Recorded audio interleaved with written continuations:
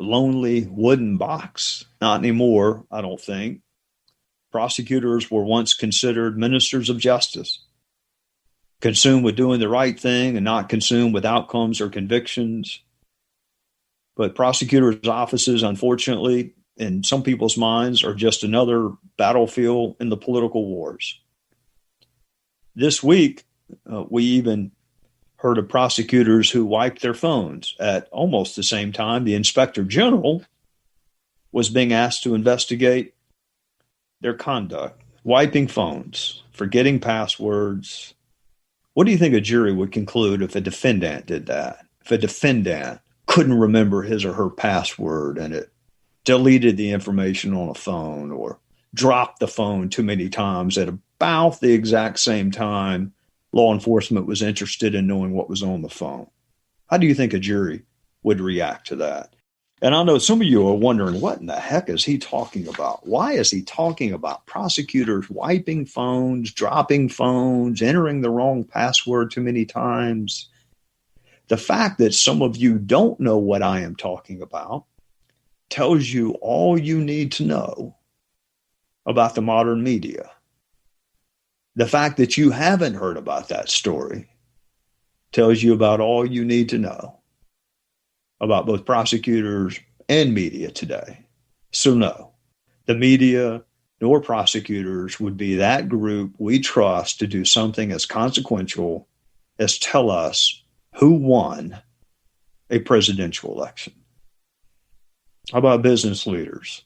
Can you name one that would be universally respected enough to deliver the news and have that news accepted? How about clergy? How about spiritual leaders? It's hard these days to tell the difference between a church service and a political rally, so I don't think that would be who we picked. So here we are, back to the beginning. Who do we trust? We know we need it, that word trust. We know we have it in our everyday lives. It's hard to have a relationship, a community, any sort of life without some level of trust. It's hard to go through life without some level of trust. In the past week or so, I have flown, and I did not know the pilot or the co-pilot, but I trusted them. I trusted them enough to let them take me up to 38,000 feet in the air without a parachute. I have no idea who they were, nothing about their background. I just trusted enough to get on the plane and take off. I got a flu vaccine. I did not know the person who sucked my arm. I don't even really know that I got the flu vaccine. I just trust that the person put the right medicine in the right syringe and stuck me in the right arm. Actually, it was my left arm, but you know what I mean.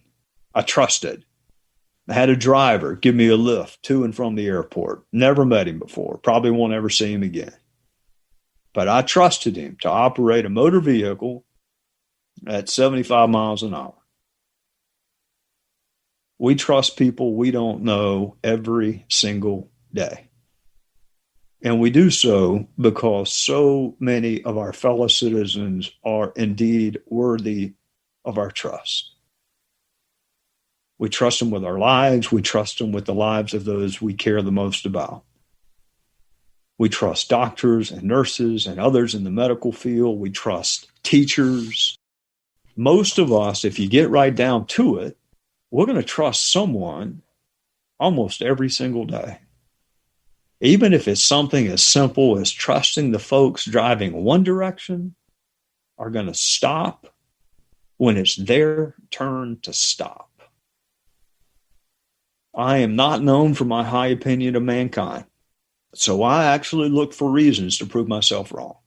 I look for reasons to have a slightly elevated view of humankind, and I found one. It's small, but it's illustrative. I want you to pay attention the next time you're at a busy four-way stop. And you know what I mean, those intersections with 4 stop signs and no traffic signal. Just 4 different rows of cars all trying to get somewhere. And some of them are no doubt in a hurry. And some of the other drivers are no doubt having bad days. But even then, we have this innate sense of fairness as it relates to whose turn is next. These are strangers, but they trust us not to jump the line, and we trust them not to jump the line. And 99 times out of 100, that trust is rewarded. And you watch this, the majesty of trust and fairness play out without any signals at all. Just it's our turn or it's not our turn. I'd be curious as you go about life this week, think about who you would trust to decide something as important as the vote tally if this election is in fact close. And think about who you would pick if you could pick someone to count that single box in a single county in a single state that would decide who the next president would be. The truth is, we all know people we would trust. Those people are not famous. They're just honest. And maybe that is the real answer, that the American people are better than what we see and hear and read. The bad news is what makes the news. Maybe we do trust each other more than we let on. I think we're going to have to.